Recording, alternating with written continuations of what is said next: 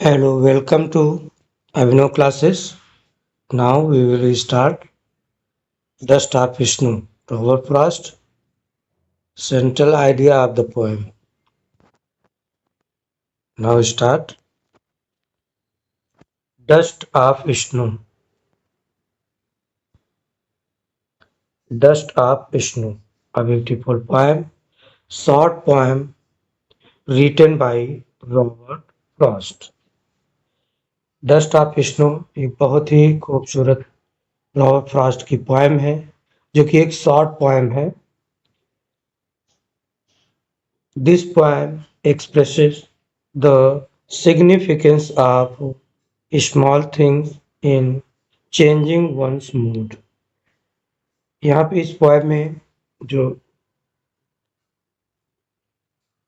Main point of view है वो ये है कि एक पोएम के माध्यम से पोएट ये दिखाता है कि किस तरीके से कि नेचर की कोई एक्टिविटी जो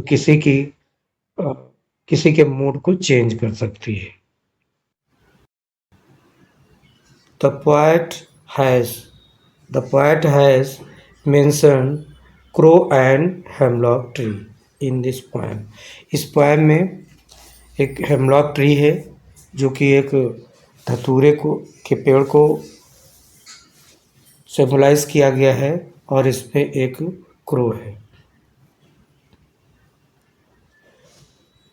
The crow shook the hemlock tree and snow particles fell on the poet. Crow hemlock tree के ऊपर से डस्ट पार्टिकल पोएट के ऊपर गिरा देता है. ये सब सडनली होता है जो कि पोएट एक डिप्रेशन में होता है, वहाँ से गुजर रहा होता है.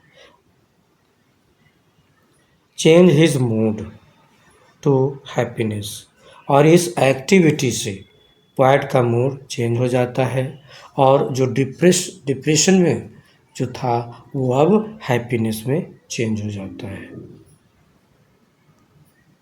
Poet was depressed and sad. जैसा कि आपको मैंने पहले ही बताया है, पोएट पूरी तरीके से डिप्रेस्ड है, सैड है. This incident saved some part of the poet's day, और इस एक्टिविटी से पोएट का जो रिमेनिंग डे बचता है, जो समय बचता है, तो वो सेव हो जाता है. क्योंकि डिप्रेशन की वजह से उसने अपने दिन का काफ़ी हिस्सा डिप्रेशन में बर्बाद कर चुका होता है. जो क्रो की डिप्रेशन की वजह, क्रो के shook down dust particle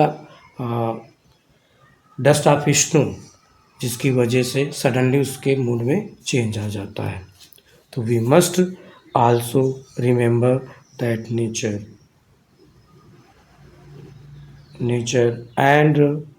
and its object have the ability to make one happy and out of happiness. ये नेचर में ये एबिलिटी होती है कि हम अगर उसको ऑब्ज़र्व करें और हम देखते हैं कि हम कितना भी डिप्रेशन में हों, लेकिन हमारे नेचर के कुछ ऑब्जेक्ट्स होते हैं जिनके अंदर एबिलिटी होती है कि हमें उससे बाहर निकाल के और उसको फिर से जो है हैप्पी कर सकते हैं. So thank you very much.